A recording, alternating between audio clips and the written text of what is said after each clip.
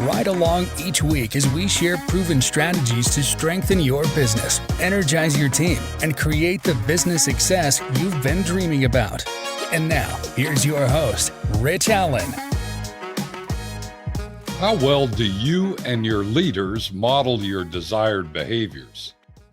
Welcome to the Ultimate Business Tune-Up Podcast, where our one and only goal is to help you tune up your business so you can have the long-lasting success and fulfillment that comes from owning a solid, profitable, and sustainable business.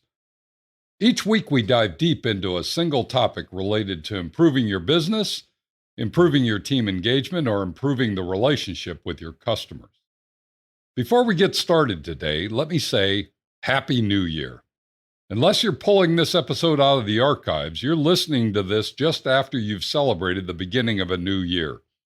It's an exciting time of year when you reset your expectations and set new goals for what you hope to accomplish over the next 12 months. So it's a perfect time to do a little reflection and perhaps recast the vision for what's possible in the future. And to help you do that, I want you to think about this question today. How well do you and your leaders model your desired behaviors? It's a very timely question, particularly since the new year gives you a perfect time to reset expectations and redefine how you want to show up in your business every day. Now, if you're like most business owners I've met, you don't often think in terms of desired behaviors, or as what I like to call them, non-negotiables. So before we dive in too deep, let me define what I mean by desired behaviors or non-negotiables. I believe that every business has a culture, the way that things get done, or the attitude or vibe that you can feel as you engage with someone in a business. You can instantly tell if a business is formal or stuffy or buttoned up or casual or free-form or impersonal or process-focused or happy-go-lucky. There's not necessarily a right answer to the kind of culture you create in your business. Other than, whatever it is, it needs to be the culture that supports the expectations your customers have for you and your business. The first question that needs to be addressed is probably, how well does your culture fit the expectations, needs, and desires of your ideal customer? You've got to get this right first. Then you can move to the question that I'm asking you to focus on today. Because once you know what your ideal customer wants, you've got to translate those expectations into the kinds of behaviors that will fulfill their expectations, which is why I often refer to these expectations as being non-negotiables. Because if it's an expectation of your ideal customer, then it's not optional.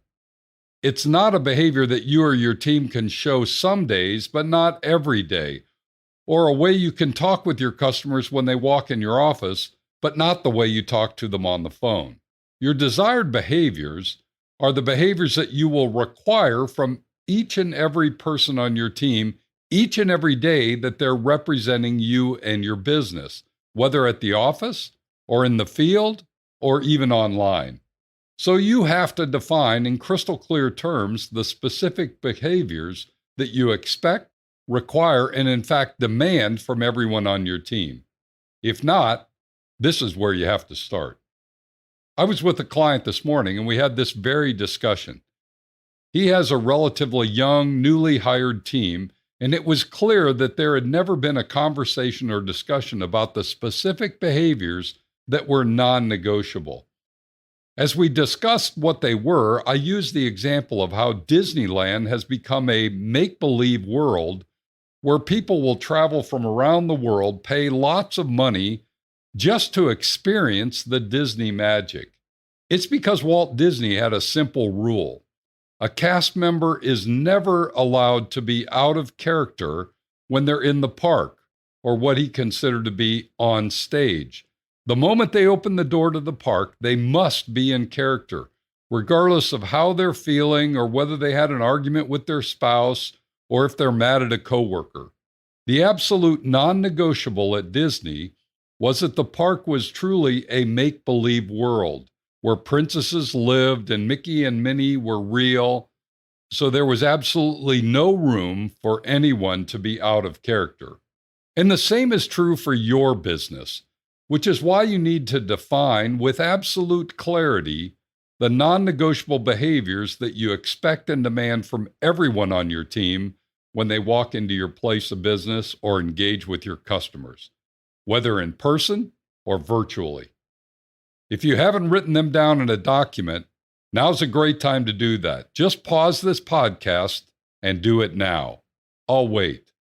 Now, with those desired behaviors in front of you, the most critical question you must ask yourself is, how well do you and your leaders model these desired behaviors? Because as you know, everyone on your team is watching you and your leaders to see if the behaviors you've listed out are truly non-negotiable or not. If they see you or your leaders behaving in a way that's inconsistent with your list, you might as well just throw it in the trash, because that's exactly what they'll do with the list, no matter how forcefully you insist that they are critical, important, essential, or necessary. Your team will see right through it, I guarantee it. And you know I'm right. In fact, you've seen it before. Maybe not in a business, but you've certainly seen it at home or in church or at school or in your neighborhood or in your social groups.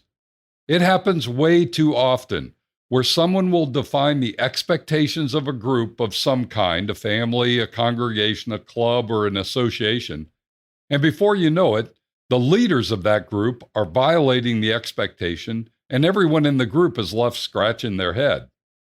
And if you're not intentional about it, the same thing will happen in your business, which is why it's so critically important to be hyper aware of how you and your leaders are behaving in your business. As you know, I typically share with you a step-by-step guide on how to resolve the issue or how to address the topic I share on this podcast.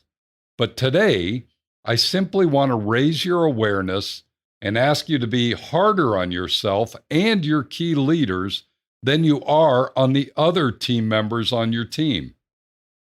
I'm suggesting that before you find fault with those who are in individual contributor roles in your business, you take a minute and ask whether you've seen or experienced similar behaviors from those who are supervising or leading others. And if the answer is perhaps, yes, sometimes you or your leaders fall short of your expectations, then stop and fix that first, before you bring the hammer down on someone who's falling short who doesn't supervise others.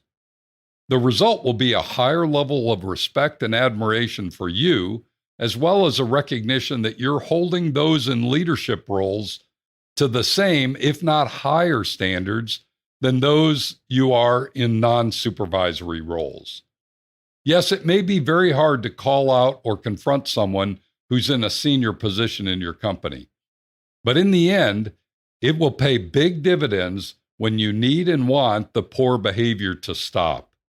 As a business owner, you're called to set the standard, and anyone you place in a leadership role must assume the same high standard that applies to you. Starting at the top to model the desired behaviors your customers have come to expect from your business will not only improve your business results, but it may be the key that keeps your very best team members from looking elsewhere for better opportunities. And we all know that keeping our best team members is one of the most difficult assignments we have these days as a business owner. Let's start this new year by making a commitment to never allow a leader, including yourself, to fall short of your desired behaviors. You'll be shocked at the impact that it will have on your business results this year. As always, if you have a specific question or would like to bounce around some specific thoughts related to this topic, please don't hesitate to reach out and ask.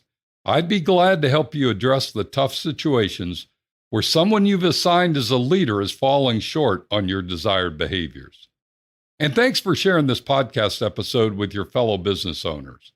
This is a touchy subject for all business owners, and perhaps listening to this podcast will give them the confidence and the courage to address an issue that's been festering for far too long already. Thanks for joining me today. Be sure to tune in next week when we're going to discuss grading your customers. You won't want to miss it. Meanwhile, if you have a question, suggestion, or would simply like to connect, shoot me an email at rich@tourtoprofit.com. Now go make it a great week, and whatever you do, ride hard. Thank you for listening to the Ultimate Business Tune-Up. Make sure you subscribe so you don't miss any future episodes. In the meantime, find more resources at tourtoprofit.com and connect with Rich by sending a message to rich@tourtoprofit.com. Until next time, ride hard.